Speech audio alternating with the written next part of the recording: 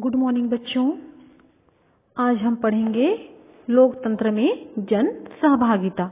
लोकतंत्र में जन सहभागिता, सबसे पहले मैं आप लोगों को बताना चाहूंगी कि लोकतंत्र क्या है। लोकतंत्र जो है दो शब्दों से मिलकर बना है, लोक और तंत्र। लोक का मतलब होता है जनता और तंत्र मतलब होता है शासन। इस तरह से लोकतंत्र का अर्थ हुआ जनता का शासन। लोकतंत्र का अर्थ होता है जनता का, जनता के लिए, जनता द्वारा शासन। ठीक है। लोकतंत्र का मतलब जनता का जो है जन सहभागिता लोकतंत्र में, है ना।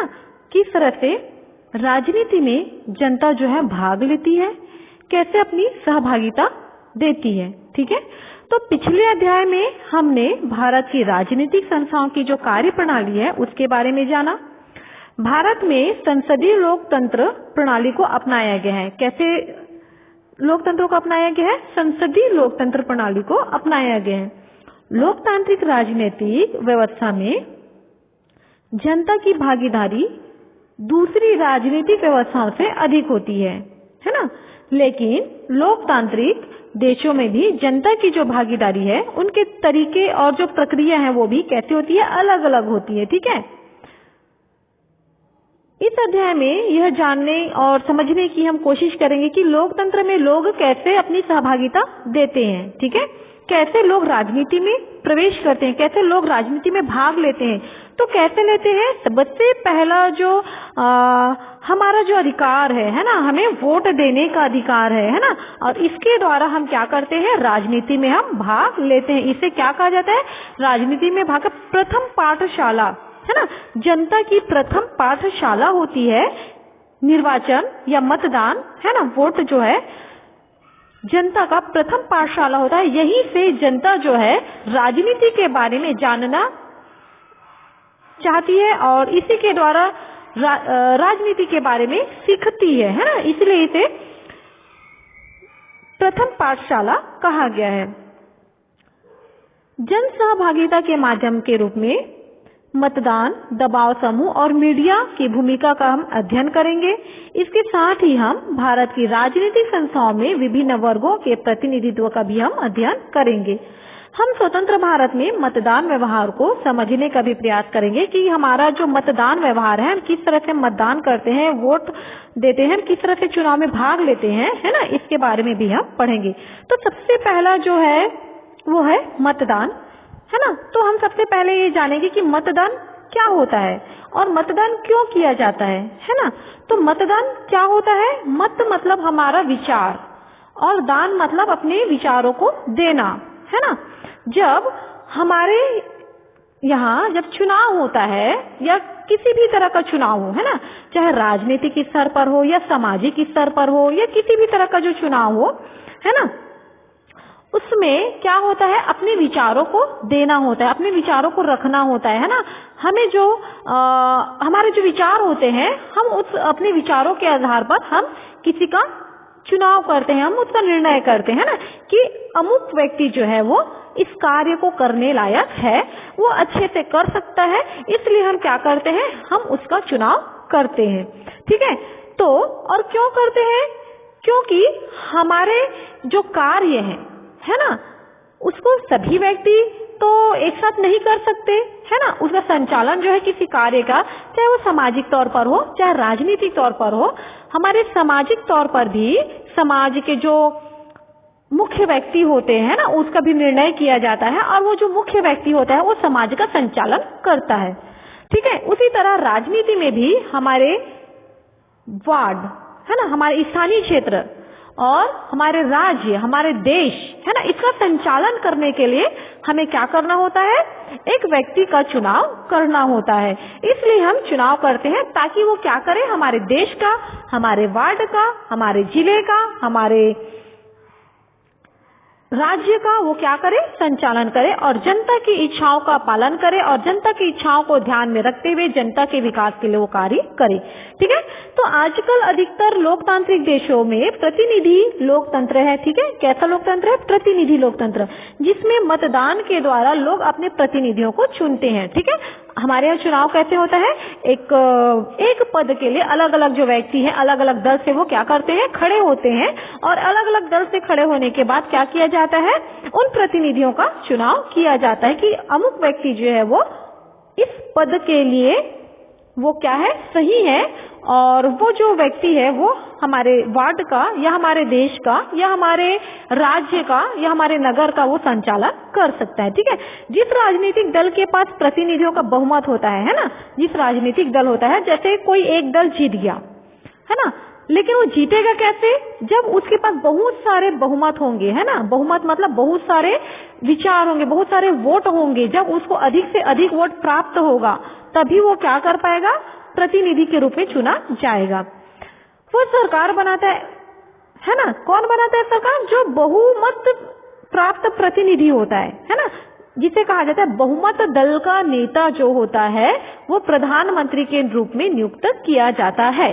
ठीक है, बहुमत दल का नेता ही क्या बनता है, प्रधानमंत्री बनता है। इसी तरह से इसे बताया गया है कि जिस तरह से जिसको बहुमत प्राप्त होगा वही प्रतिनिधि बनेगा। आमतौर पर सभी लोकतांत्रिक देशों में एक निश्चित आयु सीमा पूरी करने वाले लोगों को वोट डालने का अधिकार होता है। ठीक है, हमारे यहाँ अभी वर्तमान में कितना है वोट डालने का जो उम्र है वो कितना है, 18 वर्ष है। ठीक है, हमारे यहाँ वोट डालने का जो अधिकार है वो क्या है, 18 वर्ष है। चाहे स्त्री हो या चाहे पुरुष हो, जो वयस्क जो हो गया है ना, जो 18 वर्ष की उम्र पार कर चुका है उसे वोट डालने का अधिकार है। पहले इससे 18 वर्ष जो उम्र है ना, ये कब शुरू किया गया, 1989 में जब 61वें संविधान में संशोधन हुआ है ना, इसके माध्यम से क्या किया गया, 21 वर्ष को घटाकर 18 वर्ष कर दिया गया। इससे पहले 1989 से पहले जो उम्र थी वोट डालने की है ना, वो कितने वर्ष का था, 21 वर्ष का था। लेकिन 1989 में 61वें जो संविधान संशोधन किया गया और उस संविधान संशोधन में ये निर्णय लिया गया कि जो चुनाव में वोट डालने का जो अधिकार होगा वो कितने वर्ष का होगा, 18 वर्ष के जितने भी व्यक्ति होंगे है ना, चाहे लड़की हो लड़का हो किसी भी ये का हो है ना, वो क्या कर पाएगा, वोट डाल पाएगा।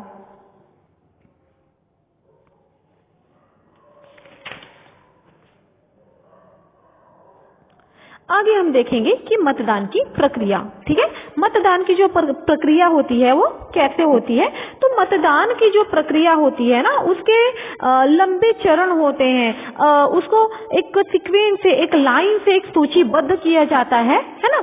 और इससे पहले हमने पहले के अध्याय में हमने पढ़ा कि निर्वाचन की जो प्रक्रिया है वो कैसे होती है। तो निर्वाचन प्रक्रिया जो है, निर्वाचन के लिए या मतदान के लिए या वोट के लिए एक आयोग होता है जिसे कहा जाता है निर्वाचन आयोग। ठीक है, क्या कहा जाता है, निर्वाचन आयोग कहा जाता है।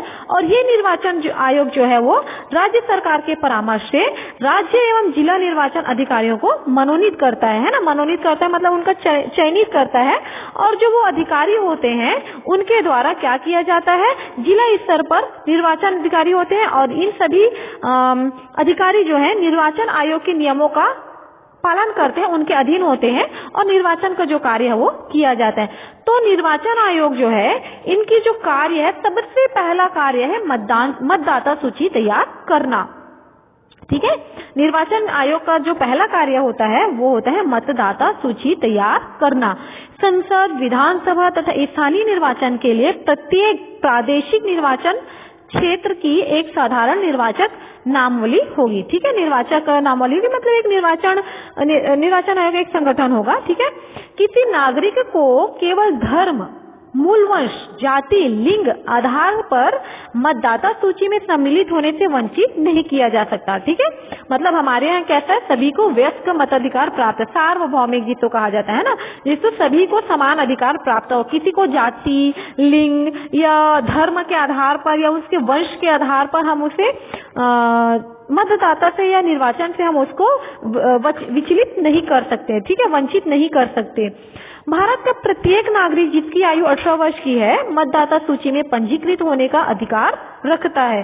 चित्त विकृति या आपराधिक तत्व के जो हैं, जो भ्रष्ट हैं तथा अवैध आचरण के आधार पर मतदाता को अयोग्य घोषित किया जा सकता है ना। जो दिवालिया घोषित किया जा चुका हो, है ना, जो देश विरोधी कार्य किया हो, है ना, ऐसे व्यक्तियों को जिसे भ्रष्टाचार घोषित कर दिया गया, भ्रष्ट घोषित कर दिया गया हो, जिसे देश निकाला दे दिया गया हो, ऐसे व्यक्ति का जो नाम है हमारे मतदाता सूची में प्राप्त नहीं होगा, उसका ये अधिकार नहीं होगा।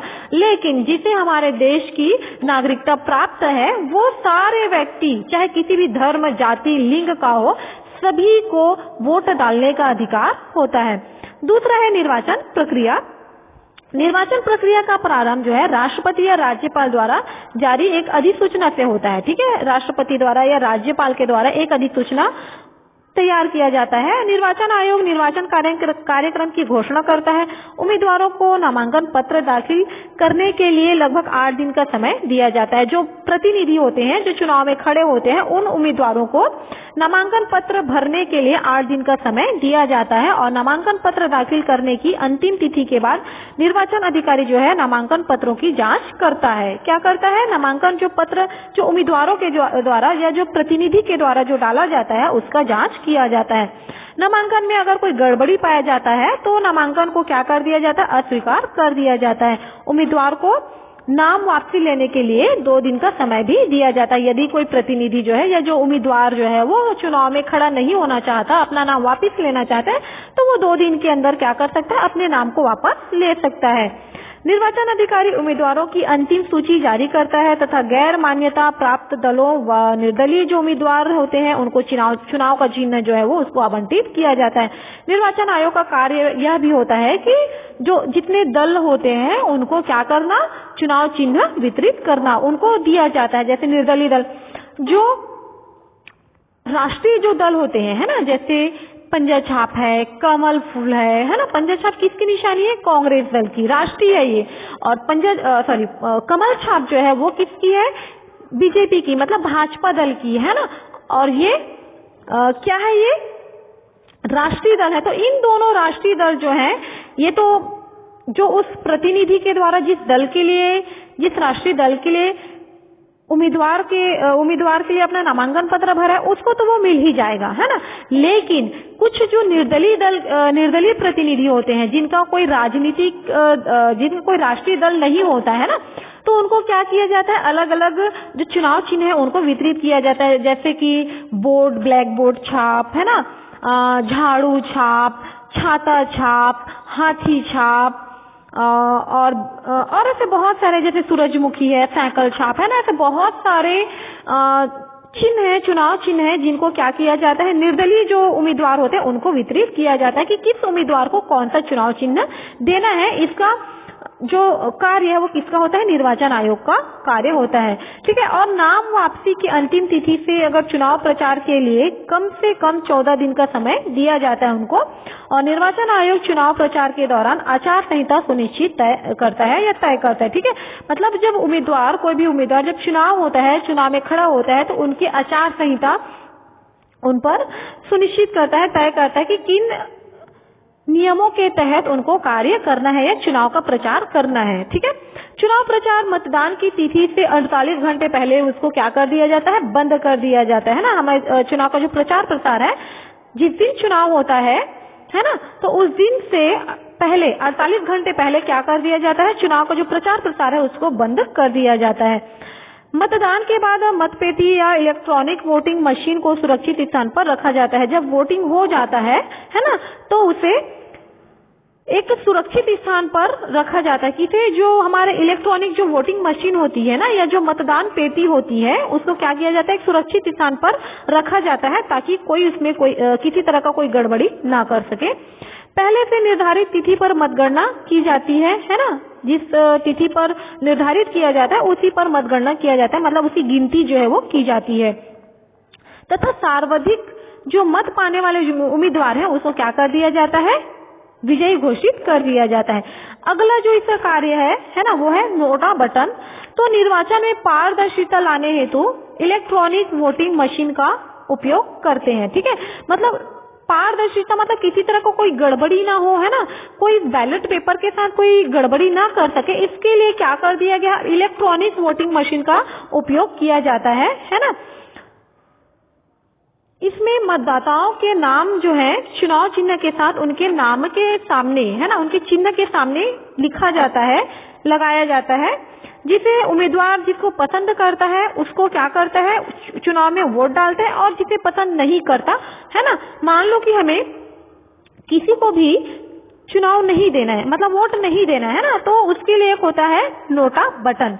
उस नोटा बटन को हम क्या कर देते हैं, दबा देते हैं, जिससे ये होता है कि हम इस चुनाव से या किसी भी जो उम्मीदवार खड़े हैं उससे हम संतुष्ट नहीं हैं। ठीक है, इसे 2013 में प्रारंभ किया गया। मतलब ये जो नोटा बटन है इसे कब प्रारंभ किया गया, 2013 में प्रारंभ किया गया। यह बटन इलेक्ट्रॉनिक मशीन के सबसे नीचे दिया जाता है। ठीक है, उसके बाद होता है गुप्त मतदान। गुप्त मतदान का मतलब होता है गुप्त तरीके से, है ना, गुप्त तरीके, हम जब किसी को वोट करते हैं, हम वोट डालने जाते हैं चुनाव में, है ना, उस बूथ में जब हम जाते हैं तो वहां पे एक घेरा लगाया जाता है और वहां पे चुनाव को गुप्त तरीके से, है ना, छुपा के वोट डाला जाता है। ठीक है, बैलेट पेपर के द्वारा, उसे क्या कहा जाता है, गुप्त मतदान कहते हैं। उसके बाद है अप्रत्यक्ष मतदान। ठीक है, अप्रत्यक्ष मतदान का मतलब क्या होता है, अप्रत्यक्ष मतलब होता है कि